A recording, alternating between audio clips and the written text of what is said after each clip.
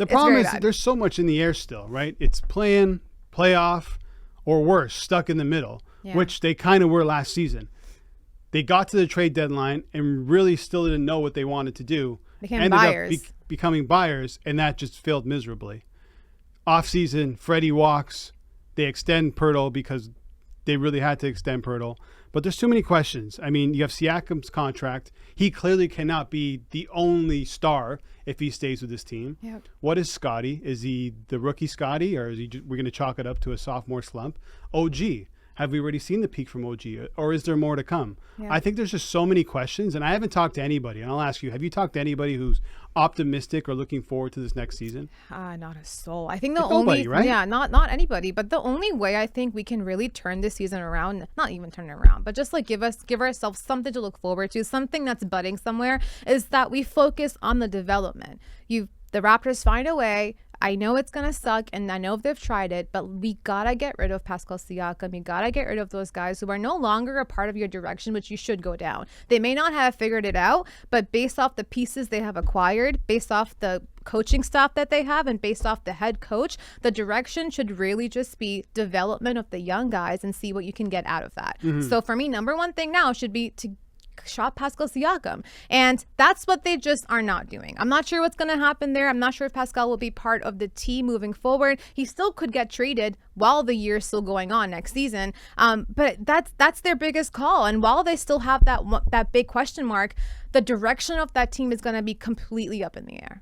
And the thing with Pascal, do you want to give him an extension that he may not be worth, just the same way that the Boston Celtics just did with Jaylen Brown? Yeah. I was just looking at the breakdown of these numbers. So it's the richest contract in NBA history, $303 million plus, $52 million in the first year, 56, 60, 64.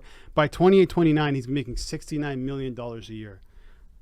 It's just, when you look at those numbers, you feel like the Celtics are going to regret that. And I feel like if the Toronto Raptors, I think so. He was so poor in the playoffs. He's a good player, but he's not richest contract in the NBA type player. No, that's a lot. And if you give Siakam max money, he's a good player, but he's not the guy. We always talk about that. How can you give a guy that you don't believe is a true star a max extension? Yeah, I don't think the problem now though, Albert, is I'm not sure why we still have him here, because the only way in my eyes Pascal will come back and actually want to be a part of this team where he thinks that they've been shopping him the whole time, if they want to keep that relationship and not break it, if they are going to bring him back, is to give him that money.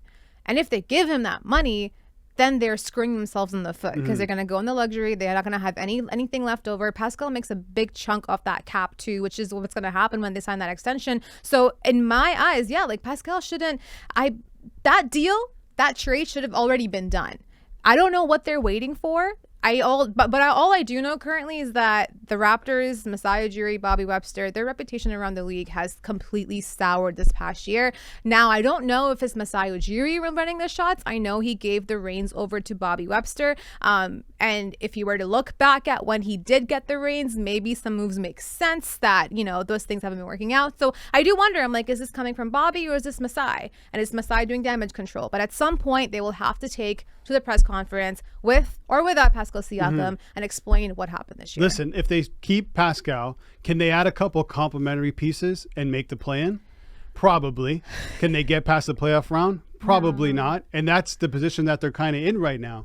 Look at Miami. I know Masai looks at Miami, but even they're looking for a second superstar. Yeah, Miami. And Damian Lillard, right? I know Lillard wants to go there, but Miami want him too, because they realize, okay, we can make a run with this team, but to get over the top, we need another guy here. And the Raptors are just so far from that. Yeah, well, Miami also, the thing about Miami is, like, people don't realize is they had a lot of basketball IQ smart people on that court. And maybe the smartest coach in the NBA. Absolutely. You have Jimmy Butler, who reads the court like nobody else, who's like the guy when it comes to clutch moments. You have Kyle Lowry, who we've been there before. He's the anchor of that offense. And then Kevin Love. Kevin Love's like probably one of the smartest guys when it comes to playing basketball next to LeBron James. So they were constructed not for the play-in or the regular season. They were constructed for the playoffs. And that's what they did, because they had the right veteran pieces around them with the right experience. Raptors, again, like, they don't have that. They don't have the guys. Yes, they've won championships. Yes, they had their big accolades and everything, but when it came down to being there for the moment, it kind of reminded me of DeRozan. they all just seem very scared of the light. Seem like if one thing went wrong, it was like, well, I'm gonna lose this game anyway. Might as well chalk it up and leave it. So that's where I don't. We know this team. We know this core. I feel like we need to just close that chapter as gracefully as possible. And again, bringing Darko on to me shows that let's prioritize the young guys. You brought in Grady Dick for a reason. You have Scotty Barnes for a reason, who had a very low year last year based off of the fact that the team was not well constructed at all. Now you brought on Grady Dick and you have Jeff Down Jr. You have a bunch of guys on the roster off the bench like Kristen Koloko and Precious Achiuwa who have potential to get there. Let's look at them and let's add more pieces for them. Yeah, and they're banking on a lot of potential, which usually means there's going to be some bumps on the road. It's just Noor. It's so frustrating. I can only imagine for diehard Raptors fans to not know what this team is doing. I mean, you just laid it out perfectly there. I mean, just looking at it from afar, Darko, all these young guys, a couple guys who still need to prove themselves, maybe a budding star in OG who could potentially get better. Who knows? We can get from Gary Trent. Schroeder is a vet that can help those guys. Yeah. It just looks like a team that can possibly make the play-in, but if they don't, it's okay because they're still developing. Yeah, exactly. That's the point, right? You only have that one piece left now in Pascal Siakam. I would have argued that it should have been Jakob Poeltl as well, but when you give up a first-round pick to get expiring contract, you better sign him on and sign him on long. So I'll let that slide, but Pascal Siakam, I think that's something that that chapter should be closed soon enough, just for both parties and for the fan base itself too. And we all know what it takes in the NBA to win. And the Nuggets just showed us that. You need a star. You need maybe two guys, a complimentary guy, and a bunch of really good complementary pieces around. That's how you win in the NBA. Are you saying screw the Project 6ix9ine? No, man. You need stars. Going forward, F that. In the NBA, you need true stars and true closers to win. And Masai, and if anyone who knows that, it's him because he made a move to bring in that guy. Exactly. And the thing that I don't get to is like, why do we run away so much from traditional basketball? I love the idea of a short, sometimes maybe pudgy point guard.